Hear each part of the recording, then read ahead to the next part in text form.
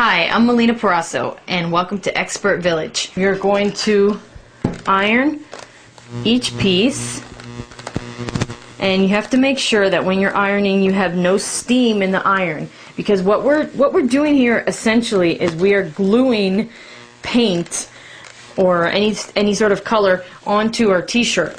So the paint is essentially the ink from our printer that printed out on this paper, and the transfer paper has glue on it, and when you iron it, the glue melts the color into the shirt.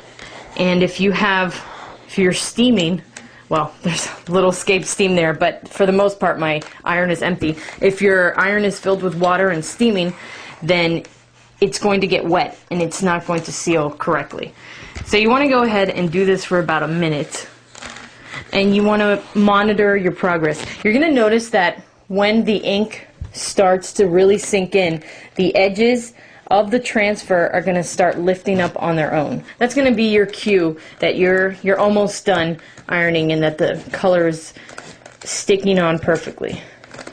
Not only are you moving the iron around and covering the entire surface, but you have to make sure that you're pressing down really hard. You really want that ink to get into the shirt.